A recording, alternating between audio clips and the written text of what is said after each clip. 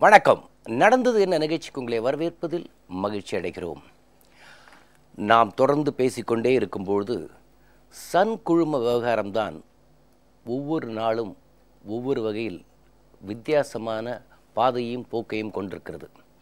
சென்ற முறை நாம் இந்த நிகழ்ச்சியில் பேசும்பொழுது தகவல் ஒலிபரப்புத்துறை அமைச்சர் அருண்ஜேட்லியின் வருகைக்காக சன் குழுமம் தடை செய்யப்படுமா என்கிற முடிவு காத்திருக்கிறது என்று சொல்லியிருந்தோம்.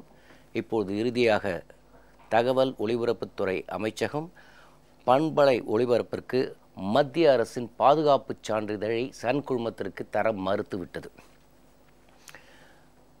இப்பொழுது இதை அரசியலாக்க பார்க்கிறார்கள் சன் குழுமத்தினரும் மற்ற சில அரசியல் கட்சிகளும். ஒரு அரசியல் பின்னணி இருந்தால் இந்த நாட்டில் எந்த அராஜகத்தையும் செய்துவிட்டு தப்பித்து விடலாம் என்பதற்கு உதாரண காட்சிகள் இப்பொழுது அரங்கேறிக் கொண்டிருக்கின்றன. பல்வேறு தவறுகளை செய்து கடந்த 11 ஆண்டுகளாக அடிப்படை சான்றிதழை கூட வாங்காமல், மேலும் தாங்கள் மத்திய அமைச்சரவையில் இருக்கும்போதே இவர்களுக்கு அந்த துறை வேண்டுமென்று கேட்டு வாங்கி கொண்டு இவருடைய குழுமத்துக்கே சட்டபூர்வமான அனுமதியை வாங்காமல் அலட்சியம் காட்டிவிட்டு இப்பொழுது உரிய நடவடிக்கை எடுக்கும்போது இது ஏதோ ஊடக சுதந்திரத்தையே பாதிக்கிற மாதிரி ஒரு போலி வேஷத்தை போட்டு அதற்கு இங்கே பல அரசியல் கட்சி தலைவர்களும் உடந்தையாவது தான் வேடிக்கையான விஷயம். இதில் இன்னொரு வேடிக்கை என்னவென்றால், மற்ற தொழில் நிறுவனங்கள் எல்லாம் இதற்கு தடை செய்தால் தொழில் வளர்ச்சி எப்படி நடக்கும், மற்ற எல்லா தொழில்களும் பாதித்துவிடும் என்கிற குரலெல்லாம் எழும்புகிறது. வேடிக்கை தான். தன்னை தவிர யாருமே தொழில் செய்யக்கூடாது என்று எல்லா தொழில்களையும் அழித்துவிட்டு தொலைக்காட்சி மட்டுமல்லாமல் திரைப்படத்துறை, எந்த துறை வேண்டுமானாலும் தங்கள் விமானத்துறை, எந்த துறையிலும் தாங்கள் தான் இருக்க வேண்டும் என்று மற்றவர்களை வளரவிடாமல் செய்தவர்கள் இன்று தங்களுக்கு ஆபத்து என்கிற போது ஏதோ freedom of the press, democracy என்று பேசுவது வேடிக்கையாக இருக்கிறது. இது குறித்து பேசுவதற்காக தொழிற்சங்க தலைவர் மதிவாணன் அவர்கள் வணக்கம் சார். பாரதிய ஜனதா கட்சியின் ராகவன் அவர்கள் வணக்கம். வழக்கறிஞர் குரலார் கோபிநாதன் அவர்கள் வணக்கம் சார். நம்ம எவ்வளோ பேசிட்டோம். இப்போ இது எங்கள் ப்ரெஸ் ஃப்ரீடத்துக்கே கழுத்தை நெரிப்பதை போல ஒரு குரல் வருது. இது இவங்களை நிறுத்திட்டாக்கா இந்தியாவில் தொழிலே வளராதுன்னு இந்த ப்ராட்காஸ்டிங் கார்ப்பரேஷன்ஸ் பல நிறுவனங்கள்லாம் சொல்லி கொண்டிருக்கிறார்களே, இப்போ இதை எப்படி பார்க்குறீங்க? இல்லை, அதாவது இந்த தொழில் வளர்ச்சிக்கு இது பாதிப்பு ஏற்படுத்துகிறோம். மோடி அவர்கள் கொண்டு வந்திருக்கிற மேக் இன் இந்தியாவை இதை பலவீனப்படுத்துகிறோம் அப்படின்னு ஒரு திட்டமிட்ட இந்த செய்திகள் உலா விடுற அந்த கணவான்கள் கிட்ட நான் என்ன கேட்க விரும்புகிறேன்னா, இந்தியாவின் மிகப்பெரிய தொழிலதிபர்களில் ஒருவர், சகாரா குழும தலைவர், 16 மாதமாக ஜெயிலில் இருக்கிறாரு. சுப்ரீம் கோர்ட்டு அவரை வெளியே விட மாட்டேன்னா. இப்போ தொழில் அமைதி, தொழில் வளர்ச்சிலாம் அப்போ கெடுதுன்னு இவங்க யாரும் பேசவே இல்லையே. அப்போ இது பேசுவதற்கு உள்நோக்கம் இருக்கிறது. அதாவது பேசுகிறாங்களா அவங்களே, இல்லை பேச வைக்கிறாங்களா, இதெல்லாம் அது அவங்க மனசாட்சிக்கு தெரியும். இப்போ இன்றைக்கி நானும் பார்த்தவங்கள போல் கருத்து சுதந்திரம் பறிக்கப்படுகிறது, ஜனநாயகத்தின் குரல் வலை நெரிக்கப்படுகிறது அப்படின்லாம் சில அரசியல் தலைவர்கள், பிரமுகர்கள் கருத்து சொல்லுவது என்பது அவங்களுக்கு இந்த பிரச்சனையினுடைய ஆழம் புரியல, அல்லது அவர்களுக்கு எழுதி கொடுத்ததை படிக்கிறாங்க அப்படின்னு தான். இல்லை, இதில் நீங்கள் இன்னும் முக்கியமாக பார்க்கணும். இப்போது திமுக தலைவர் கொடுத்துருக்கார், காங்கிரஸ் கட்சி தலைவர் கொடுத்துருக்கார், மதிமுகவின் பொதுச் செயலாளர் வைகோவும் கொடுத்துருக்கார். இதே வைகோ ஒரு காலகட்டத்தில் பத்திரிகை பேட்டியில் நான் சன் டிவியை பார்ப்பதில்லை அண்ட் பல பேட்டிகளில் என்னிடமே டிவியை வைத்துக்கொண்டு எல்லா கட்சிகளையுமே இவர்கள் அழிக்கிறார்கள் என்று சொன்னவர் இன்று அவர்களுக்காக குரல் கொடுப்பதன் காரணம் என்ன? அரசியல் தான். கூட்டணி வரப்போகுது, கூட்டணிக்கு அச்சாரம் போடுற மாதிரி தான். இப்போ இதில் நான் என்ன முதல்ல சொல்ல விரும்புகிறேன்னா, இப்போ ஹோம் மினிஸ்ட்ரி உண்மையிலேயே இதுவரையில் இருந்த ஹோம் மினிஸ்ட்ரிகள்லாம் இவர்களுடைய அரசியல் செல்வாக்கு நிர்பந்தத்திற்கு கட்டுப்பட்டு எது சட்டப்படி நடக்கணுமோ அதை செய்யாமல் இருந்தாங்க. முதல் முறையாக ஒரு முதுகெலும்புள்ள ஹோம் மினிஸ்டர் இன்றைக்கி அதில் கையை வச்சிருக்காரு. ஆனால் நான் அதில் சில விஷயங்களை நான் சொல்ல தான் வேணும். அதாவது பார்த்தீங்கன்னா ஐஎன்பி மினிஸ்ட்ரி வந்து இப்போ வந்து கொடுக்க முடியாதுன்னு சொல்லிடுச்சுன்றீங்க. அது அவ்வளோ ஈஸியாக நடக்கலை. அது ஒரு பெரிய பிரசவ வலிக்கு அப்புறம் தான் இது நடந்துருக்குது. குறிப்பாக அந்த அட்டர்னி ஜெனரலுடைய ரோல் இருக்கு பாருங்க. இதில் எதுக்கு இவர் வந்து வக்கீல், காசு வாங்காத வக்கீலாக மாறன் பிரதர்ஸுக்கு ஆஜரானார்? இவர் எதுக்கு சட்டத்தை தானே சொல்லணும்? இவர் அதுக்கு பதிலாக பிஸ்னஸ் சென்டிமெண்ட்டு பாதிக்கும், பிஸ்னஸ் கிளைமேட் பாதிக்கும்லாம் இவர் எதுக்கு ஆரம்பித்தாருன்னு போது இதை நீங்கள் இந்த ஜட்ஜ்மெண்ட்டை பார்த்தீங்கன்னா அதுக்கு முக்கியமாக அதையும் சொல்லியிருக்காங்க. ஜஸ்டிஸ் ராமசுப்ரமணியத்தினுடைய தீர்ப்பில் 2006 உங்களுக்கு கொடுத்ததே தப்புன்ற முதல் கொண்டு அவர் கிளியராக ஜட்ஜ்மெண்ட் எழுதியிருக்காரு. இல்லை, அது மட்டும் இல்லைங்க. இப்போ கல் கேபிள்ஸ்ன்ற நிறுவனம் தான் இப்போ சர்ச்சைக்குள்ள நிறுவனம். இந்த கல் அப்படின்னு கலாநிதி மாறந்து தான் கல் கேபிள்ஸ். அப்போ அவங்க தான் வந்துட்டு டிவி சேனல்ஸ் எல்லாம் டிஸ்ட்ரிபியூட் பண்ணுறாங்க. இப்போ இங்கே இந்த அடி விழுந்ததுன்னா அநேகமாக 33 சேனலும் 43 சேனலும் அவுட் ஆகிடும். இப்போ அதனால தான் இப்போ இவங்க வந்து ஏன் வந்து இன்றைக்கி கூட பார்த்தேன் அவங்க பத்திரிகை, குடும்ப பத்திரிகை 8 பக்கத்தில் 6 பக்கம் இது சம்பந்தமான அறிக்கைகள். ஸோ அவங்களுக்கு உண்மையிலேயே கொஞ்சம் பயம் வந்துடுச்சு, அச்சம் வந்து முதல் முறையாக தங்களை சட்டம் நெருங்குகிறது, சட்டத்தின் கைகள் தங்கள் மேலே விழுமோ. அது இல்லாத நேற்று பார்த்தீங்கன்னு சொன்னால் ஒரு செய்தி, தயாநிதி மாறன் அவருடைய முன்ஜாமீனை ஏன் ரத்து பண்ணக்கூடாது, ரத்து பண்ணணும், அவரை நாங்கள் அதாவது கஸ்டடியில் எடுத்து விசாரிக்க வேண்டிய அவசியம் இருக்கிறது, ஏன்னா அவர் கோஆப்ரேட் பண்ண மாட்டேன்றாரு. 1, 2, 3 நாள் ஜூலை டெல்லியில் 22 மணி நேரம் மாரத்தான் விசாரணை நடத்தினாங்க.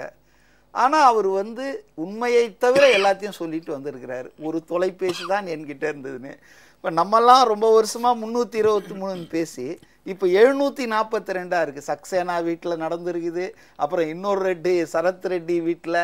இப்போது நான் பேசிக்கலாக என்ன கேட்க விரும்புகிறேன்னு சொன்னால், அதாவது வந்து எக்கனாமிக் அஃபென்ஸு இது வந்து இதை விட்டுறலாம், இது ஒன்றும் நேஷ்னல் செக்யூரிட்டிக்கு வந்து இது அதனால் பிரயோஜனம் இல்லை அப்படின்னா அவங்க மேலே என்ன குற்றச்சாட்டு ஹோம் மினிஸ்டர்னா இல்லீகல் எக்ஸ்சேஞ்சை மெயின்டைன் பண்ணாங்க, அதே போல் மணி லாண்டர் பண்ணாங்க வெளிநாட்டில் உள்நாட்டில்.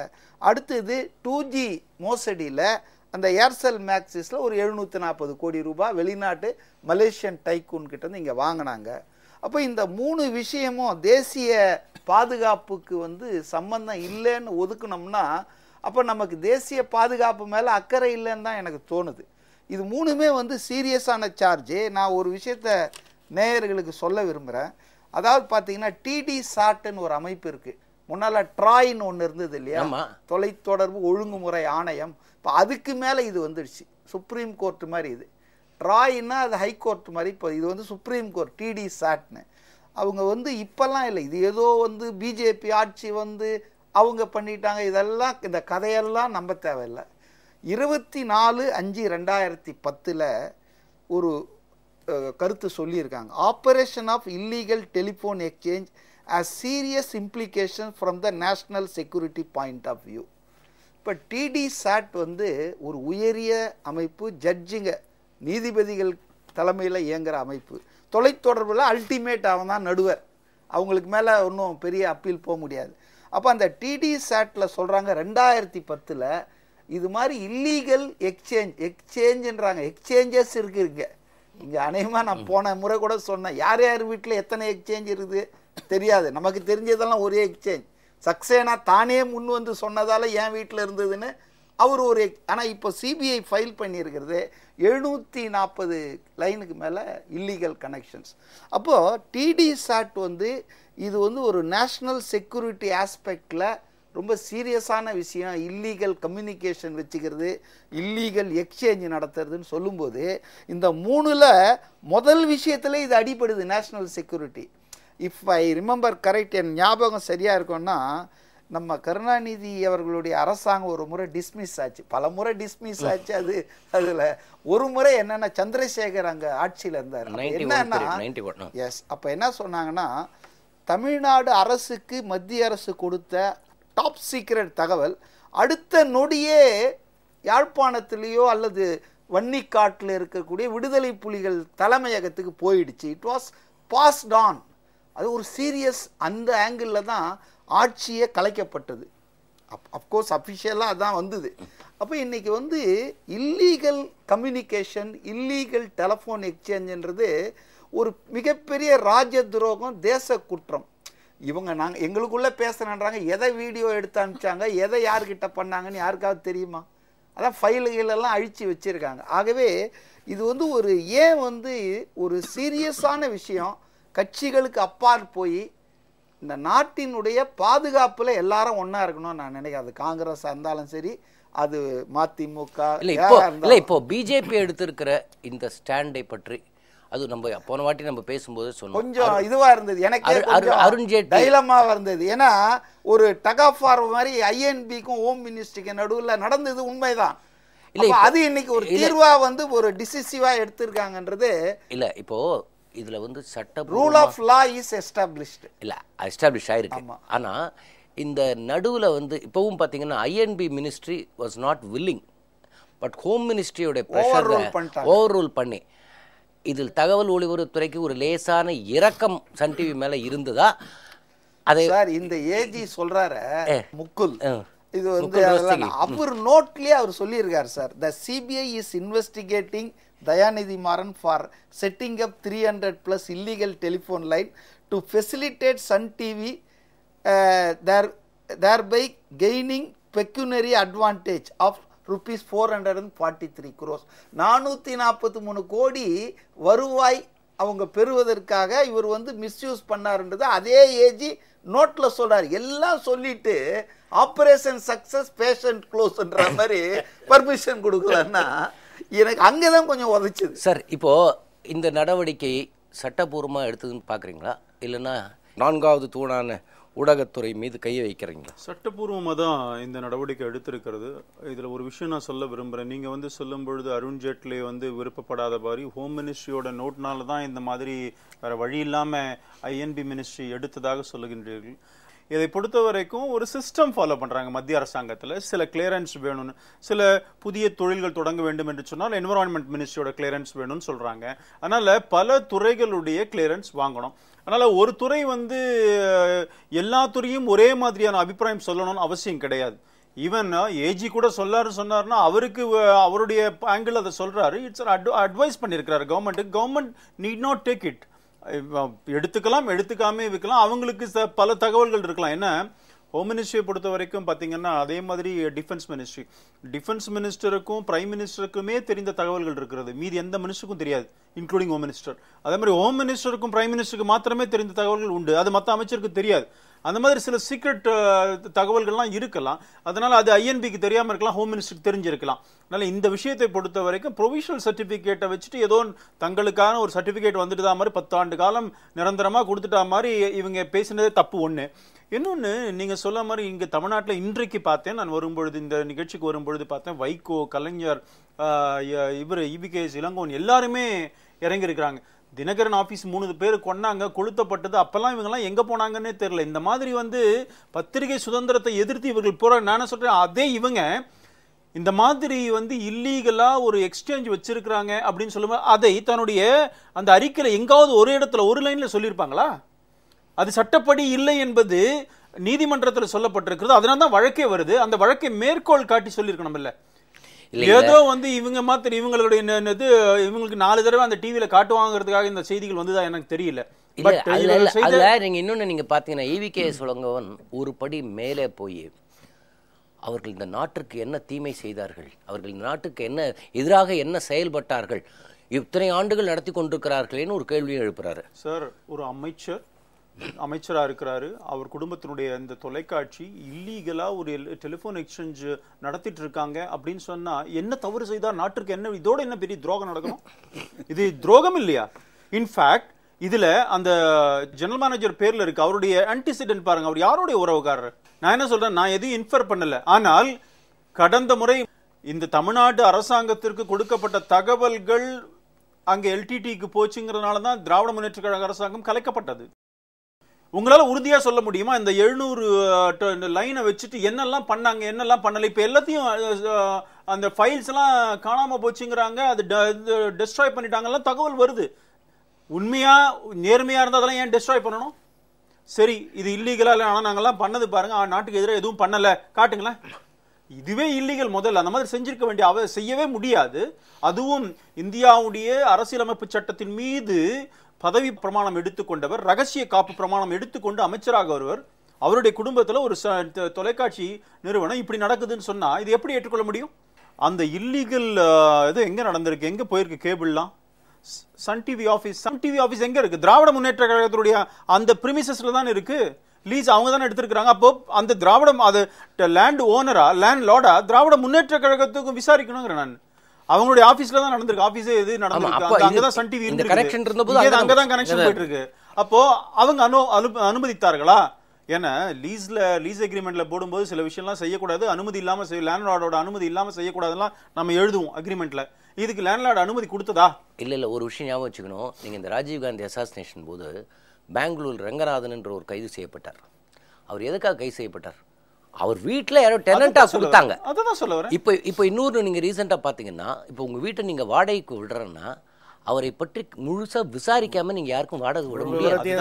போலீசாருக்கு தெரிவிக்க வேண்டும். அப்போ போலீஸ் தெரிவிக்கணும். ஓகே, நான் என்ன சொல்றேன், இங்க லீஸ்க்கு விட்டீங்க, லீஸ்ல சில கவர்னன்ஸ் இருக்கும், அதாவது கண்டிஷன்ஸ் போட்டுருவோம், இப்படி இருக்கணும் அப்படி இருக்கணும். சட்டத்துக்கு விரோதமா ஒரு விஷயம் செய்ய நடந்திருக்கிறது என்று சொன்னால் இது இப்போ அதுக்கு அந்த லேண்ட்லார்ட் பர்மிஷன் கொடுக்கப்பட்டிருக்கிறதா, அவர்கிட்ட பர்மிஷன் வாங்கினாரா, இல்ல அவங்களுக்கு தெரிஞ்சு நடந்திருக்கிறதா, தெரியாம நடந்திருக்கிறதா? தெரியாம நடந்ததுன்னா தெரிய வரும்போது எனக்கு தெரியாம நடந்தது அவங்க சொல்லியிருக்கிறாங்களா? அதுவும் இல்லையே. இன்றைக்கு இந்த விஷயத்தை பொறுத்த வரைக்கும் இன்றைக்கு திரு ஈவி.கே. இளங்கோவனோ திரு வைகோவோ திரு கலைஞர் அவர்களோ சொல்லுவதில் ஏதோ எழுதி வச்ச மாதிரி ஒரு 2 மணி நேரத்தில் எல்லா ஸ்டேட்மெண்ட்டும் நீங்க வந்துருச்சு. இது பாத்தீங்கன்னா பின்னாடி இருந்து எல்லாரையும் அங்கங்க இருக்கிறவங்களெல்லாம் நீங்க எங்களுக்கு சாதகமா ஸ்டேட்மெண்ட் கொடுங்க. ஏன் கலைஞருக்கு தெரியாதா? இது எத்தனை நாளா நடந்துட்டு இருக்கிற ஒரு இது இன்னைக்குதான் புதுசா வந்திருக்கா? இல்ல நீங்க நல்லா பாத்தீங்கன்னா இந்த தடை உத்தரவு வந்து அன்னைக்கு வந்த செய்தி கீழே புதுசா பிராட்காஸ்டிங் கார்பரேஷன் எல்லாருமா சேர்ந்து தொழிலே நசுக்கிடுவாங்க, ஜனநாயகத்தின் குரல் வழியே இன்னைக்கு தொழிலே நசுக்குவாங்கன்னு இவங்க பேசுறாங்களே. சன் டிவி வந்த பிறகு தமிழகத்தில் இருக்கிற விஜய் டிவியினுடைய நியூஸ் ஒளிபரப்பாம பாத்துக்கிட்டாங்க. பல இங்க இருக்கிற தமிழ்நாட்டில் இருக்கிற தமிழ் தொலைக்காட்சிகளுடைய பல நிகழ்ச்சிகள் ஒளிபரப்பாம பார்த்து கொண்டது யார்? இவங்களோட நியூஸ் மாத்திரம் தான் இருக்கணும். மீதி நியூஸ் எல்லாம் எத்தனை சேனல் நடத்திட்டாங்க? எல்லாமே காணுமே சார். ஜி தமிழ்ங்கிறவங்க தமிழுக்கு எப்போ வந்தாங்கன்னா ஆரம்பத்தில் வந்தாங்க, துரத்தி அடிக்கப்பட்டார்கள். அதற்கு இப்போ 2001 அவங்க பாரதி டிவின்னு வந்தாங்க. இப்போதான் ஜி தமிழ். அப்போ பாரதி டெலிவிஷன் வந்தாங்க. அங்கே கர்நாடகாவில் காவேரி டிவின்னு வந்தாங்க. ஒவ்வொரு இடத்துல இருந்தும் அவர்கள் அப்புறப்படுத்தப்பட்டார்கள். இவங்களை தவிர வேற யாருமே நியூஸ் டெலிகாஸ்ட் பண்ணக்கூடாது. வியாபாரம் அந்த தொழிலில் ஒரு சின்ன பாயிண்ட் நான் ஆட் பண்ண விரும்புகிறேன். பிளாக்பெரின்ற டெலஃபோனை பற்றி உங்கள் எல்லாருக்கும் தெரியும். ஒரு காலத்தில் இப்போ ஆப்பிள் தான் ஸ்டேட்டஸ் சிம்பிளாக இருக்குது. ஆப்பிள் ஃபோன் வச்சுருந்தா அது ஒரு பெரிய இது. அதுக்கு முன்னால் பார்த்தீங்கன்னா ஒரு 5 வருஷத்துக்கு முன்னால் 10 வருஷத்துக்கு முன்னால் பிளாக்பெரி வச்சிட்டு இருக்கிறது தான் ஒரு ஸ்டேட்டஸ் சிம்பிளாக இருந்தது. ஆனால் அந்த பிளாக்பெரின்ற உலக புகழ்பெற்ற தொலைத்தொடர்பு நிறுவனம் இந்தியாவில் சேவையை தொடங்கணும்னா அதுக்கு சில நிபந்தனைகளை நீங்கள் ஏற்றுக்கணும்னு இந்திய கவர்மெண்ட் சொல்லி அவங்க சேவையை அனுமதிக்காமல் நிறுத்தி வச்சாங்க. ஏன்னு சொன்னால் அந்த பிளாக்பெரியில் மெசேஜ் சர்வீஸ்ன்றது ரொம்ப ஃபேமஸான சர்வீஸ். அது பார்த்தீங்கன்னா கனடாவில் தான் சர்வர் வச்சுருக்காங்க. யாராலையும் இன்டர்செப்ட் பண்ண முடியாது. கனடாவில் இருக்கிற அவங்க நிறுவனம் அனுமதி கொடுத்தா அவங்க கொடுத்தாதான். இப்போ பம்பாயில் தாஜ் ஹோட்டலில் தாக்குதல் நடந்தது. அப்போ 2 தீவிரவாதிகளும் பாகிஸ்தானில் இருக்கிறவனும் பாம்பேயில் இருக்கணும் எதுலடா பேசிக்கினான்னா பிளாக்பெரியில் பேசிக்கினான். பிளாக்பெரியில் பேசினு நம்மளுடைய இன்டெலிஜென்ஸ்லாம் என்னையா பண்ணுச்சுன்னா we are not in a position to intercept BlackBerry conversation or messagesன்றான். அப்போது தொழில்நுட்பம் என்பது தொலைத்தொடர்பு என்பது இப்போ பாம்பேயில் நடந்த மாதிரி ஏன் தமிழ்நாட்டில் நடக்கக்கூடாது? பிளாக்பெரியை அவங்க நிறுத்தி வச்சுருந்தாங்க மத்திய அரசாங்கம். பிளாக்பெரி ஒன்றும் சன் டிவிலாம் ஜுஜுபி. பிளாக்பெரி எவ்வளோ பெரியது அவனையும் நிறுத்தி வச்சாங்க. ஏன்னா நேஷனல் செக்யூரிட்டி. நீங்கள் என் கண்டிஷன் இந்தியாவில் உன் சர்வரை போடு, இல்லையா இந்திய அரசாங்கம் இன்டர்செப்ட் பண்ணுறதுக்கு அனுமதி பண்ணு, அப்போ தான் அனுமதி பண்ணாங்க. அது காம்ப்ரமைஸ் ஆன பிளாக்பெரி. அதனால நேஷனல் செக்யூரிட்டின்னு இளங்கோவன் சார் என்ன சொல்கிறாரு எனக்கு ஒன்றும் புரியல. இப்போ குரல் வலையை பறிச்சான்னா பிளாக்பெரி இது பண்ணதை யூபிஏ கவர்மெண்ட் தான் தொழில் வளர்ச்சியை கெடுத்துட்டாங்களா? இல்லை இப்போ முக்கியமாக நீங்கள் இவர் சொல்கிற ஆங்கிளை பார்த்தீங்கன்னா பேரனுடைய தொலைக்காட்சிகள் போகுதுன்னு ஒன்று. அண்டு என்னதான் அவங்க கலைஞர் டிவி வைத்து கொண்டிருந்தாலும் தேர்தல் காலங்களில் அவர்களுக்கு அது தேவைப்படும். இவர் ராகவன் சொன்ன மாதிரி இப்போ இன்னொரு ஆங்கிள் பார்க்க வேண்டியது இருக்குது. இந்த லேண்ட்லார்ட் இஸ் அறிவாலயம் திமுக. அங்கே தரையில் தோண்டித்தான் அவங்களுக்கு கொடுத்துருக்க முடியும். அறிவாலயத்தின் மாடியில் அவர்களுக்கு நாளைக்கு வழக்கு விசாரணை தங்கள் மீதும் வருமோன்ற அச்சத்தில் கூட அவர் கொடுத்துருப்பாரோ? நிச்சயமாக இருக்கும். கருணாநிதி தன்னை காப்பாற்றி கொள்வதில் அவருக்கு நிகர் வேறு யாருமே கிடையாது. அதனால் தன்னுடைய மனைவியை கூட பைத்தியம் என்று கூட சொல்லுவார். தன்னை காப்பாற்றிக்கணுன்னா எதை வென்றுவாள்னு பேசுவார். அதில் இன்னொன்று இதுங்களை பார்த்தீங்கன்னா, இந்த இயற்கையிலேயே இவருடைய பெயர் ரொம்ப சிறப்பாக அமைஞ்சிருக்கு. கேடி பிரதர்ஸ். கே என்பது கலாநிதி மாறனையும், டி என்பது தயாநிதி மாறனையும் குறிக்கிறது. அதனால் இயற்கையாகவே அவர்கள் யார் என்பதை தெளிவாக அவர்களுடைய பெயரே சொல்லுகிறது.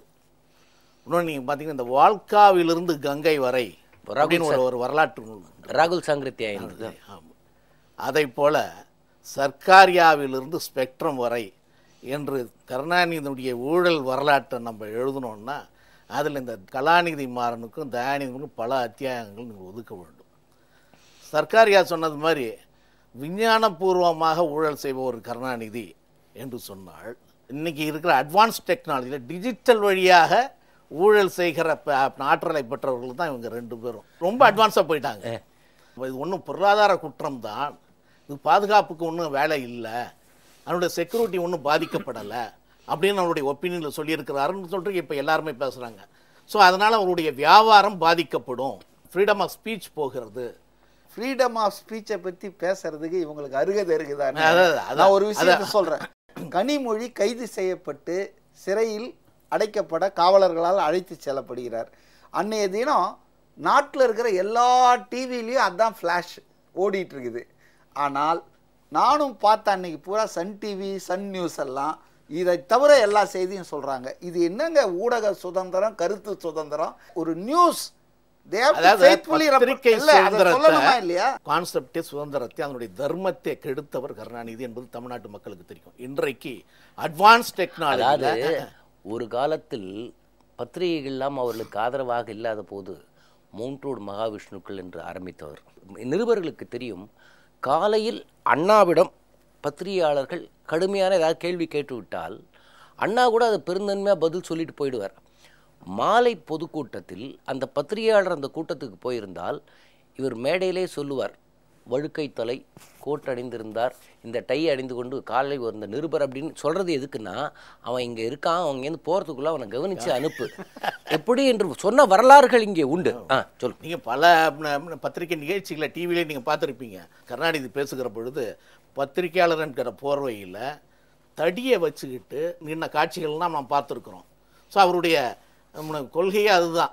அதை பத்திரிகைக்காரர்களை அடிக்கிறது முதலில் தொடங்கி வைத்தவர் அவர் கருணாநிதி தான். அன்றைக்கு தர்மாம்பாள், இன்றைக்கு ராஜாத்தி அம்மாள் அவர்களுடைய விஷயத்தை எழுதியதற்காக அந்த பத்திரிகையாளரை சிறையில் தள்ளியவரா இல்லையா இவர்? குருமூர்த்தி தெளிவாக ஒரு கடிதம் எழுதியிருக்காரு முகுல் ரஸ்டோயிக்கு.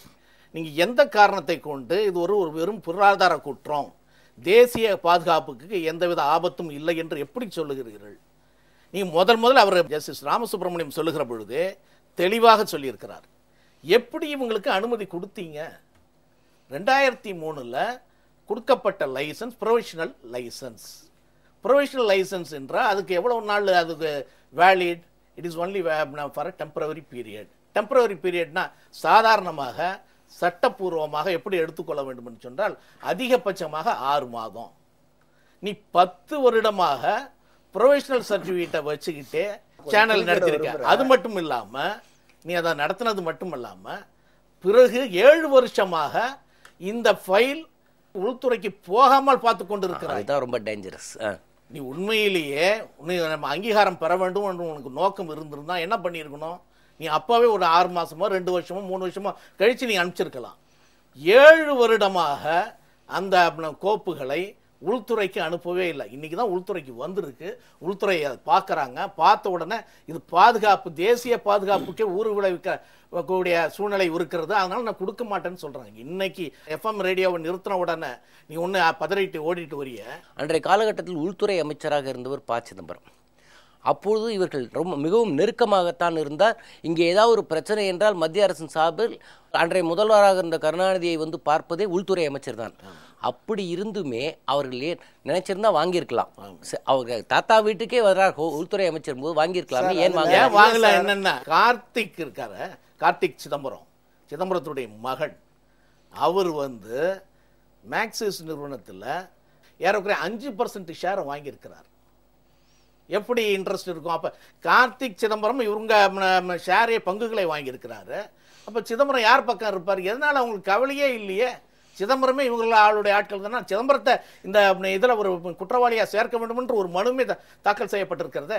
எல்லாரும் எப்படி மிஸ்கைட் பண்ணுறாங்க அவங்கன்னா, 2006 10 வருஷத்துக்கு தற்காலிக லைசன்ஸ் எங்களுக்கு வழங்கப்பட்டது, நாங்கள் நிரந்தரமாக கேட்கும்போது தான் எங்களுக்கு பிரச்சனை வருது அப்படின்றாங்க. ஆனால் அது எந்த அளவுக்கு பொய்யான வாதம்னா, இந்த லைசன்ஸ் கொடுக்கும்போதே ப்ரொவிஷனலாக சப்ஜெக்ட் டு தி செக்யூரிட்டி கிளியரன்ஸ்ன்னு கொடுக்குறோம். இது ரொம்ப முக்கியமான விஷயம். எல்லாம் சொல்லிட்டு கடைசியில் சப்ஜெக்ட் டு திஸ்னா இது இல்லைன்னா அது இல்லைன்னு அர்த்தம். நீங்கள் அந்த கோப்புகள் ஆங்கிலத்தில் இது எல்லாம் உனக்கு உண்டுப்பா, ஆனால் நீ 1.5 கோடி கொடுத்தாதான் அப்படின்னா 1.5 கோடி கொடுத்தாதான் இதெல்லாம் இல்லையே, கொடுக்குறேன்னு சொன்னீங்கன்னா சப்ஜெக்ட் டு. அப்போ அது மாதிரி சப்ஜெக்ட் டு செக்யூரிட்டி கிளியரன்ஸுன்னு தான் 2006 சொல்லியிருக்காங்க. இவங்க இந்த செக்யூரிட்டி கிளியரன்ஸே வாங்கலைன்னா அப்போ அந்த ப்ரொவிஷனல் லைசன்ஸே கிடையாது. சிதம்பரம் எப்படி வந்துட்டு அதை நியாயப்படுத்த முடியும்? இபி கனெக்ஷன் வாங்குறாங்கல்ல, ஈவன் நீங்க ஒரு கட்டடம் கட்டுகிற பொழுது இபி டெம்பரரி கனெக்ஷன் வாங்குவான். கட்டடம் முடிந்த பிறகு உடனே போய் அவன் என்ன பண்ணணும்? பர்மனன்ட் கனெக்ஷன் வாங்கணும், அல்லது டிஸ்கனெக்ட் பண்ணிடுவான். ஸோ அதுதான் ரூல். நீ டெம்பரவரியாக ஒரு ப்ரொவிஷனல் லைசன்ஸ் வாங்கின, அதை 10 வருஷமாக நான் வச்சுக்கிட்டு இருந்தேன், அதனால் நான் எனக்கு அனுமதிக்கப்பட்டிருக்கிறது, அதனால் எனக்கு கொடுக்காதது தவறு அப்படின்னு எப்படி நீ சொல்ல முடியும்? சார், இப்போது இதில் ஒரு முக்கியமான விஷயம், இப்போது இந்த ஏன் இவங்க இந்த தலைவர்களெல்லாம் விட்டு அறிக்கையும் மற்ற தொழில் ஸ்தாபனங்களை விட்டு அறிக்கை கொடுக்கறதும் பத்திரிகையை விட்டு அதை எழுதச் சொல்லுவதும் என்பது to give pressure to the central government. Central government இந்த ப்ரெஷருக்கு சக்கமாகும்னு நினைக்கிறீங்களா நீங்கள்? இங்கே ஒன்று புரிஞ்சுக்கோங்க, சென்ட்ரல் கவர்மெண்ட் சட்டம் தன் கடமையை செய்யுங்கிற அளவில் செஞ்சுட்டு இருக்குது. என்னை பொறுத்த வரைக்கும் ஒப்பீனியன், ஒவ்வொரு மினிஸ்ட்ரியும் ஒப்பீனியன் கொடுப்பது என்பது இயற்கை. முரண்பாடான ஒப்பீனியன் கொடுக்கறதும் கூட பல முறை நடந்திருக்கு, இது ஒரு முறை இல்லை. ஆனால் அல்டிமேட்டாக அத்தாரிட்டி யார் டிசைட் பண்ணணுமோ அவங்க டிசைட் பண்ண போகிறாங்க. அந்த விதத்தில் இன்றைக்கு நடந்திருக்கிறது. இன்றைக்கு வந்து சன் குரூப்போடைய அவங்களுடைய பணபலம் எல்லா அளவிலையும் பாயும் என்று சொல்லப்பட்டதெல்லாம் போய் இன்றைக்கு ஒரு ஊழலற்ற ஒரு தலைமை இருப்பதன் காரணமாகத்தான், ஒரு தலைவர் மத்தியில் ஆட்சிக்கு இருக்கிறதுனால தான் இன்றைக்கு அதெல்லாம் அவங்களுடைய பணம் இன்னைக்கு செல்லுபடி ஆகலை. இன்னைக்கு இந்த அளவுக்கு பாத்தீங்கன்னா சட்டம் தன் கடமையை செய்திருக்கு காரணம் அதுதான். இல்ல சார் சொல்றதை நான் உடன்படுறேன். எப்படின்னா, ஸ்பெக்ட்ரம் அலோகேஷன் 2G ராஜா ஊழல் பண்ணாரு, அதுல லா மினிஸ்டர் சொன்னதை அவர் கேட்கல, ஃபைனான்ஸ் மினிஸ்டர் சொன்னதை கேட்கல, பிரைம் மினிஸ்டர் சொன்னதே கேட்கல, தன்னிச்சையா அவரே முடிப்பான். அதனால there is always a conflict of interest opinions இது மாதிரி இருந்திருக்கு. ஆமா, இது இன்னொரு விஷயங்க. நீங்க வந்து இப்ப இந்த தொடர்பான அந்த வழக்குல, ஸ்பெக்ட்ரம் வழக்குல கூட பாத்தீங்கன்னா ஹோம் மினிஸ்ட்ரி நோட் இருக்கு.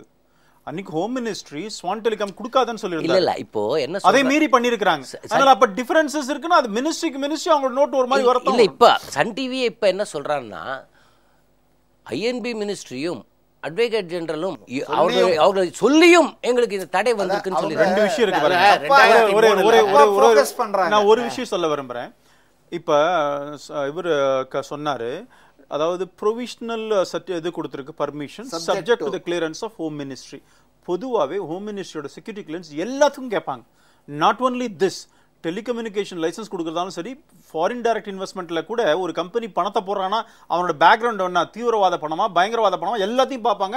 ஸோ அல்டிமேட்டா ஹோம் மினிஸ்ட்ரி கிளியரன்ஸ் தேவை.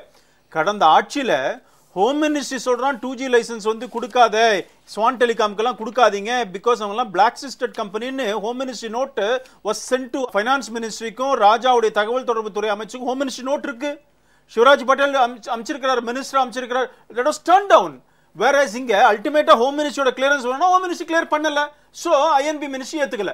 Whereas அந்த அப்ப என்ன நடந்திருக்கு, ஹோம் மினிஸ்ட்ரி நோட்டெல்லாம் பைபாஸ் பண்ணி ஃபைனான்ஸ் மினிஸ்ட்ரி, ஐஎன்பி மினிஸ்ட்ரி எல்லாம் பண்ணி பிரைம் மினிஸ்டர் கூட அதை பண்ணிட்டாரு, ஓவர்லுக் பண்ணிட்டாரு ஹோம் மினிஸ்ட்ரியோட நோட்டை. எது முக்கியம்? ஹோம் மினிஸ்ட்ரி தான் கொடுக்கணும், உள்துறை அமைச்சகம் தான் அந்த கிளியரன்ஸை கொடுக்கணும். அப்ப கிளியரன்ஸ் இல்லாம இத்தனை விஷயங்கள் கடந்த காலங்கள் நடந்திருக்கு, பிரைம் மினிஸ்டர் பண்ணிருக்கிறார். இப்ப அப்படி இல்ல, கிடைக்கலையா பேண்ட், அவ்வளவுதான் முடிச்சிட்டாங்க. அதே அட்டார்னி ஜெனரல் ரஸ்தோகி வந்து இவர்கள் என்னெல்லாம் தவறு செய்திருக்கிறார்கள்னு சொல்லிட்டு அந்த கடைசி வரியில் இப்படி பண்ணுறார். இப்போது இதை சன் டிவிக்கு பேன் பண்ணது ரைட், சட்டப்படி பண்ணிட்டாங்க. கூடவே இந்த அட்டார்னி ஜெனரல் முன்னுக்கு பின்னாக முரணாக பேசுவதற்கு இந்த அரசாங்கம் அவரை கண்டித்திருக்க வேண்டாமா? ஏன் இவ்வளவுலாம் சொன்னவர் லாஸ்ட் லைனில் ஏன் அப்படி அந்த மாதிரி ஒரு ஸ்டாண்ட் எடுத்தார்? ஒன்று. இப்போ பார்த்தீங்கன்னா நம்ம இந்தியன் கான்ஸ்டியூஷன் படி 19(1) படி இது வந்து உரிமையை மீறிய செயல்னு இவர் மோகன் பராசரன் சொல்கிறாரு. அதை எப்படி பார்க்குறீங்க ஒரு வழக்கறிஞரா?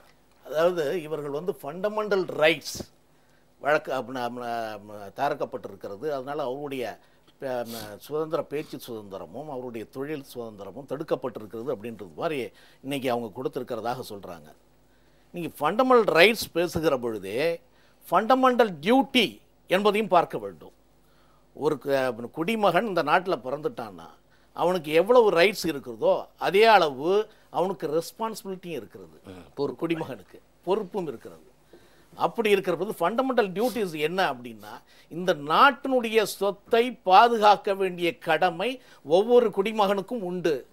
இந்த நாட்டினுடைய சொத்தை சேதப்படுத்துகிற பொழுது அதை தடுக்க வேண்டிய கடமையும் ஒவ்வொரு குடிமகனுக்கும் உண்டு.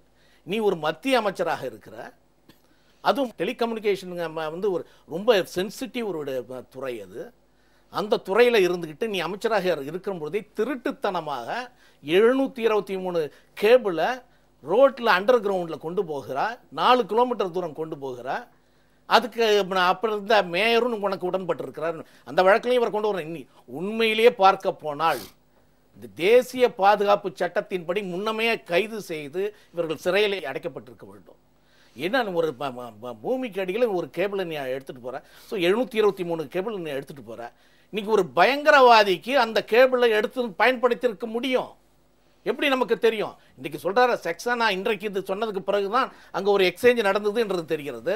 ஒரு பயங்கரவாதிக்கு இது போயிருந்தால் இந்த நாட்டினுடைய தேசிய பாதுகாப்பு என்ன ஆகிறது? அதனால தான் அவர் சொன்ன இந்த பிளாக்பெரியை இன்னைக்கு ஒரு சாதாரண ஃபோனு, அந்த சங்கீத கோடை நீ வந்து டிஸ்க்ளோஸ் பண்ணலைன்னா உனக்கு பர்மிஷனே கொடுக்க மாட்டேன் அப்படின்ற ஒரு நிலையை எடுத்த மத்திய அரசாங்கம் இப்படி ஒரு எக்ஸ்சேஞ்ச் நடத்திருக்கிறாங்கன்னு உங்களுக்கு 2007 தெரிய வந்தது. இது வரைக்கும் நீ அவரை கைது பண்ணலையே, இது வரைக்கும் நீ செய்யலையே. கோர்ட்டு நீதிமன்றம் சொன்ன பிறகு தானே எஃப்ஐஆரே தாக்கல் செய்யப்படுகிறது.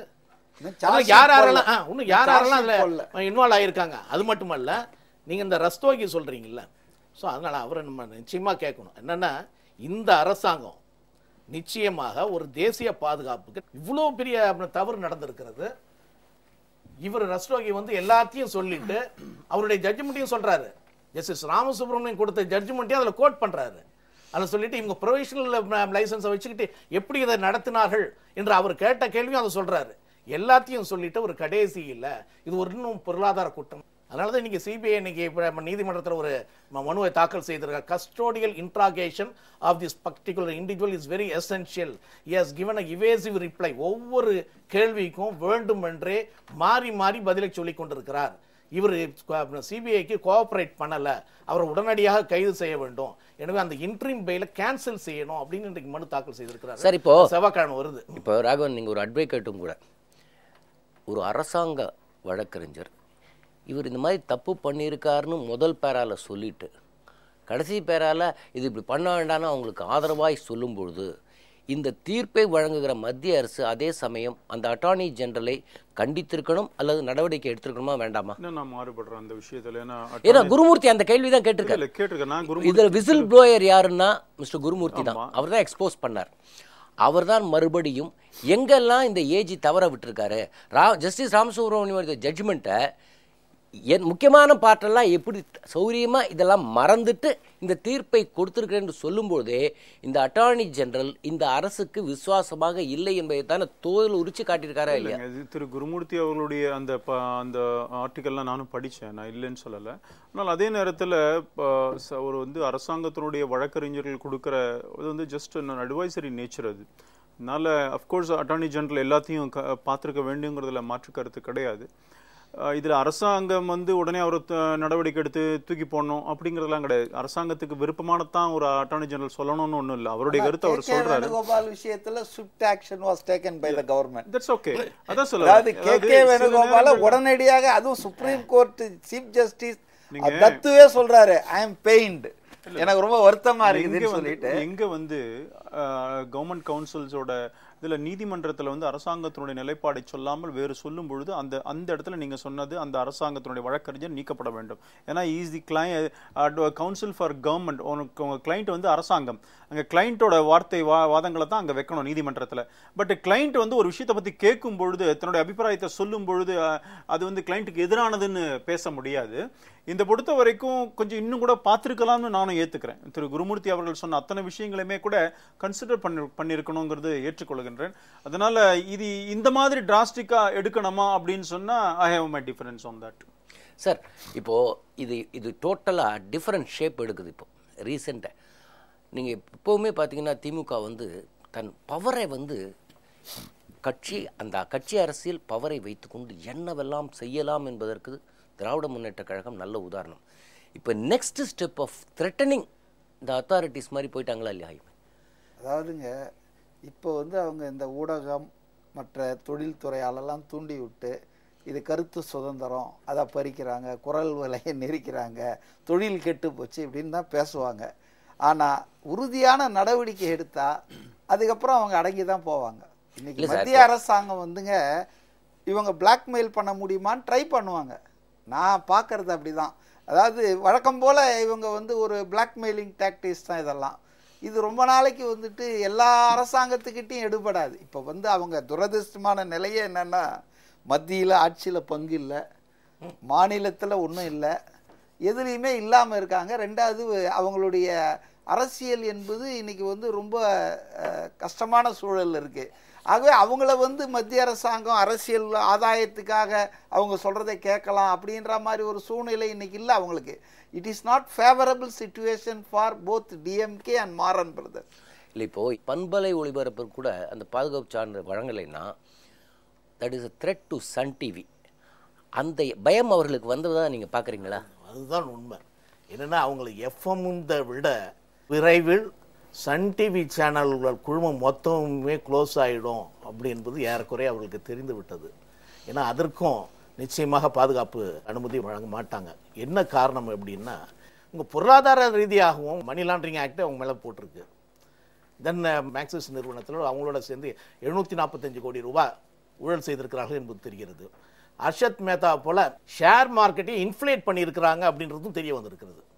நீங்கள் எப்படி அவங்க பணத்தை மேக்சிஸ் நிறுவனத்தில் கொண்டு வராங்க அப்படின்னா, இவங்க இதில் ஷேர் வாங்குகிற பொழுது அது ஷேர் 10 ரூபா இருந்தால் வேண்டுமென்றே அது 1000 ரூபாய்க்கு வாங்குறது. It has been inflated. So you are affecting the entire growth of the nation.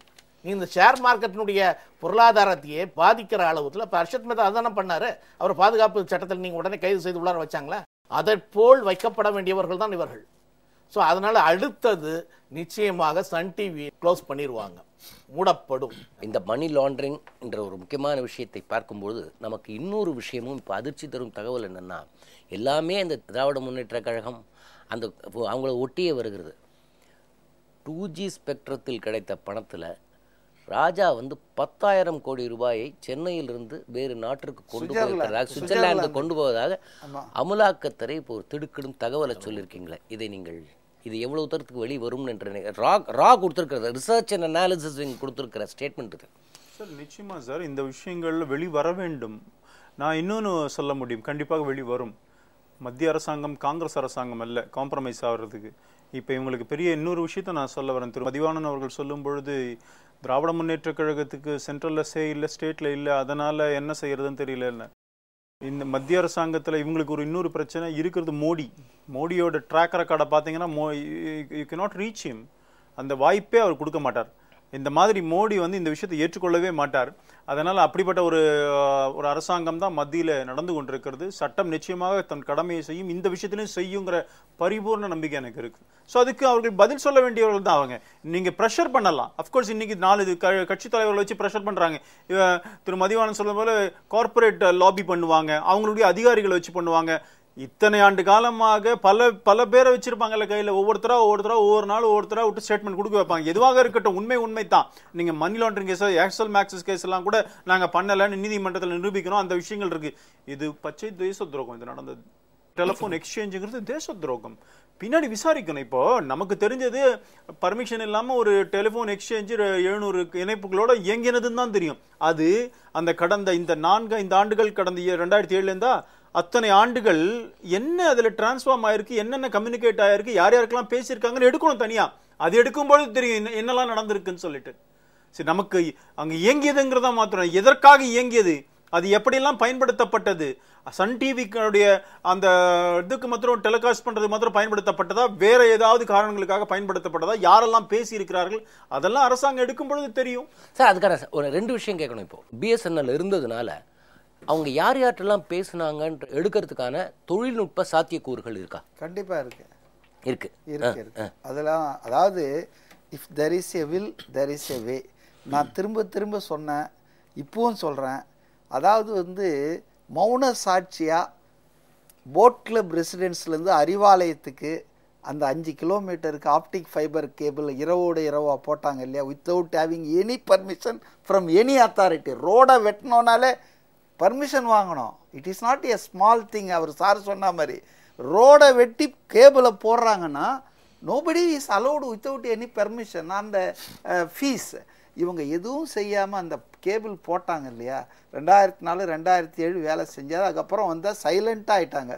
இப்போ அது மௌன சாட்சியாக பூமிக்கு அடியில் இருக்குது. இதை அவங்க வந்துட்டு டெக்னாலஜியை வச்சு கண்டுபிடிக்கலாம். So there is a technology, அது அட்வான்ஸ் டெக்னாலஜி வச்சு if there is a cable கட்டாய 2 பக்கமும் போட் கிளப் ரெசிடென்ஸ்லேருந்து சர்க்கம்ஸ்டன்ஷியல் எவிடன்ஸ்னு சொல்லாமா சிபிஐ இவ்வளோ வந்து இந்த கேபிள் ஏன் இருக்குது துண்டா, அதுவும் ஆப்டிக் ஃபைபர் கேபிள் ரொம்ப காஸ்ட்லி. ஆர்டினரி கேபிளே லட்சக்கணக்கில், இது கோடிக்கணக்கில் இருக்கும். அப்போ இந்த கேபிள் எப்படி வந்தது, யார் வாங்கினாங்க, யார் லே பண்ணாங்க, இதெல்லாம் விட்டுருங்க. இருக்குதுன்றதே இது தங்க மாதிரி தானே சார் இந்த கேபிள், அது இருக்குதுன்றதே ஒரு ப்ரூஃப் தானே. ஸோ அதனால் வந்து டெக்னாலஜி இன்றைக்கி எதை வேணால் கண்டுபிடிக்கலாம் சார். நீங்கள் இப்போ எரேஸ் பண்ண ஃபோட்டோவையே திருப்பி ரெக்கவர் பண்ணுறதுக்கு டெக்னாலஜி இருக்குது. நீங்கள் இப்போ மொபைலில் எடுக்கிறீங்க, அதை எரேஸ் பண்ணிடுறீங்க, ஆனால் கொஞ்ச நாள் கழித்து அதை எடுக்கிறதுக்கு ரெக்கவர் பண்ணுறதுக்கு டெக்னாலஜி இருக்குது. அதனால் இன்றைக்கி இருக்கிற தொழில்நுட்பம் என்பது நிச்சயமாக இவங்க யார் யார்கிட்ட பேசுனாங்க, எவ்வளோ இப்போ 443 கோடி தோராயமாக தான் மதிப்பு போட்டாங்க சிபிஐயில்.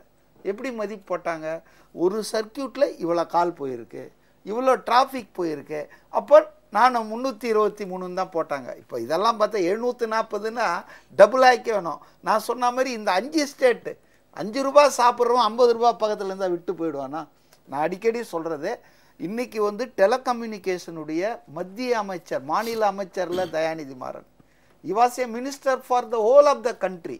அப்போ தயாநிதி மாறனுடைய சகோதரர் நிறுவனம் ஆந்திராவில் டிவி நடத்துது, கேரளாவில் டிவி நடத்துது, கர்நாடகாவில் டிவி நடத்துது. இப்போ இது தமிழ்நாட்டில் சென்னையில் தான் பார்த்துட்டு இருக்கீங்க. நீங்கள் ஜெமினி டிவிக்கு பயன்பட்டதா இல்லையா? இல்லை, நீங்கள் அப்போ இன்னொரு நீங்கள் பார்க்கணும். நீங்கள் அன்றைக்கே அதை சொல்லும்போது அப்பொழுது அவர்களுக்கு இங்கே மாநில அரசு துணையாக இருந்தது, மாநகராட்சி அவர்கள் கையில் இருந்தது. ஆனால் ஆந்திராலேயோ கர்நாடகாலேயோ அந்த அரசாங்கம் இவர்கள் நினைச்ச மாதிரி செய்யறதுக்கு ஒருவேளை தேவையில்லை.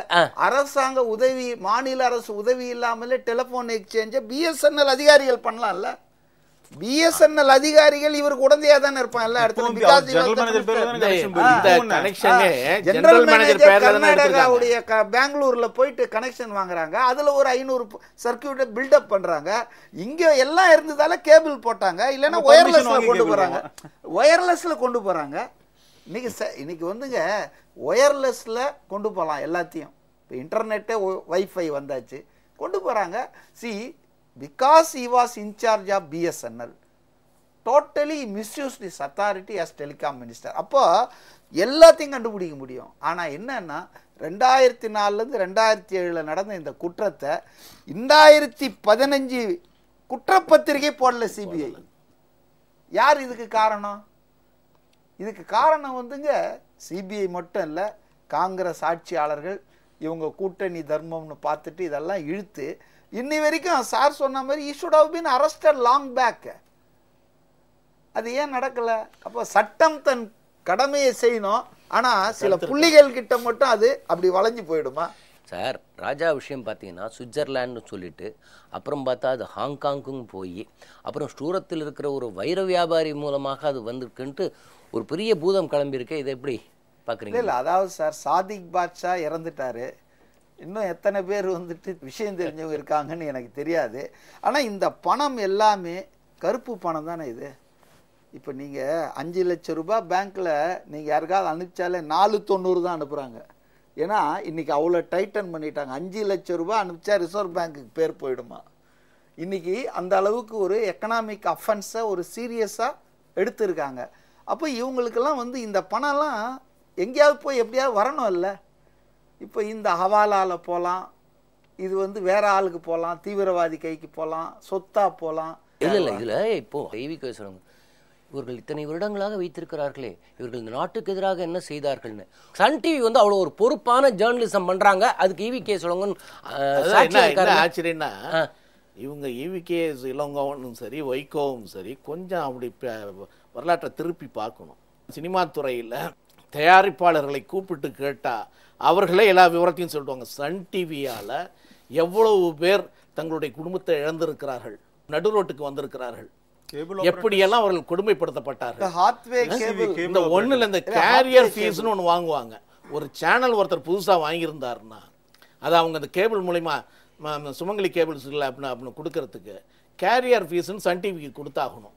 அது எவ்வளோ அப்படின்னு நீங்கள் கேட்டிங்கன்னா மாதத்துக்கு 50 லட்சம் ரூபா, 25 லட்சம் ரூபான்னு ஒவ்வொரு சேனல். அதனால பல சேனல் இங்கே ஆரம்பிக்க முடியாத ஒரு சூழ்நிலை ஏற்பட்டது.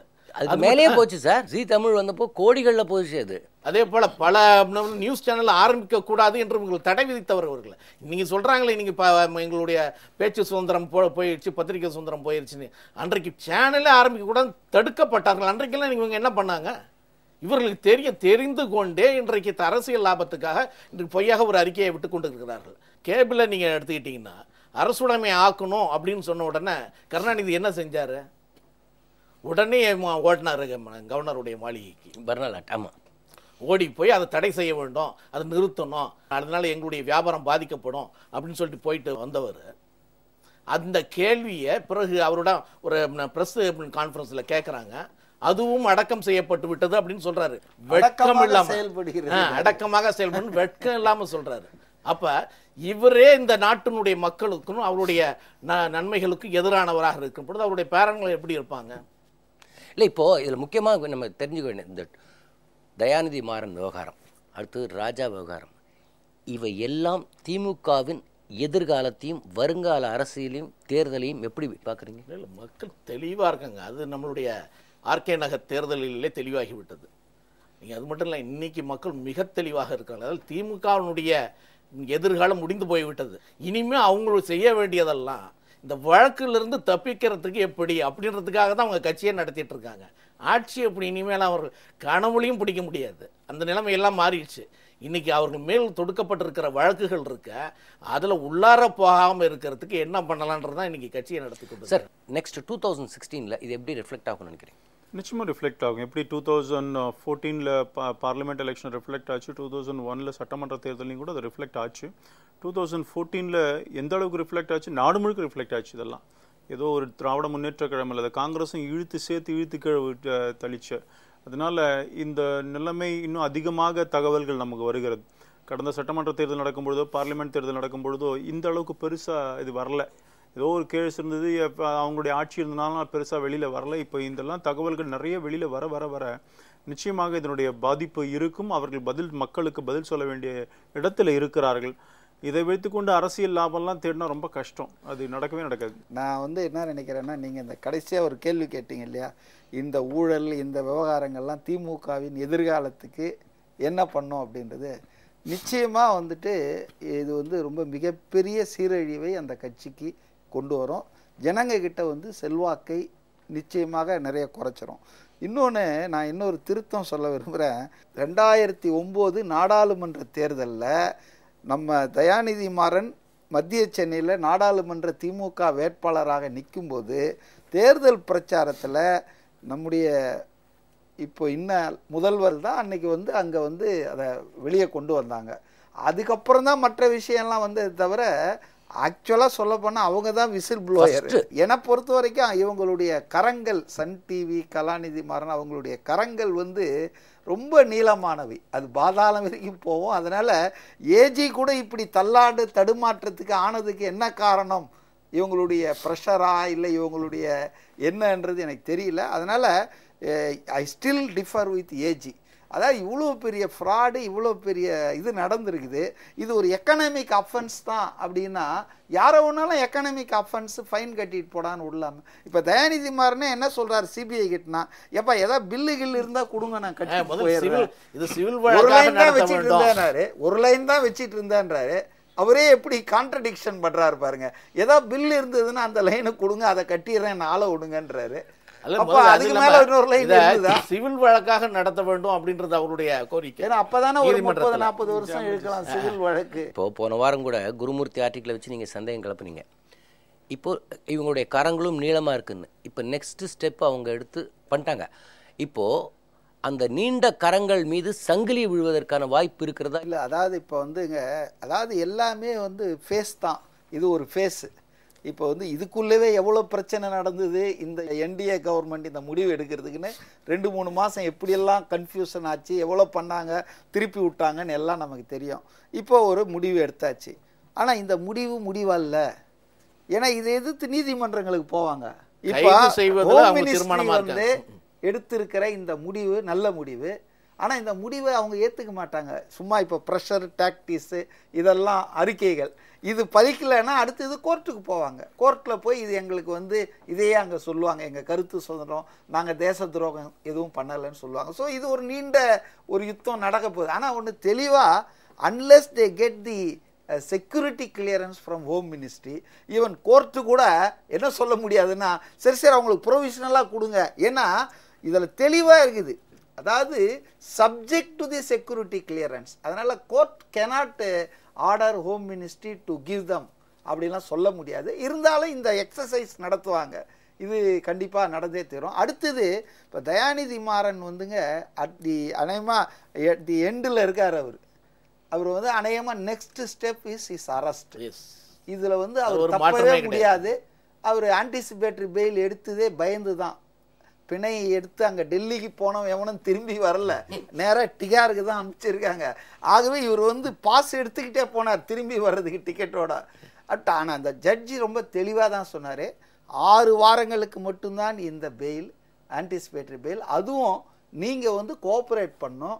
நீங்கள் கோஆப்ரேட் பண்ணல சிபிஐயோட விசாரணைக்கு அப்படின்னு சொன்னால் அவங்க வந்து இந்த பெயிலை கேன்சல் பண்ணலான்னு கேட்கலாம் அப்படின்னு எல்லாத்துக்கும் அவர் வழி வச்சுருந்தா. இப்போ அதை கேட்டாங்க. இவர் ஏன்னா வில் நாட் கோஆப்ரேட். எப்படி கோஆப்ரேட், தனக்கு கழுத்தில் சுருக்கு எடுத்துறதுக்கு அவரே கோஆப்ரேட் பண்ணுவாரா?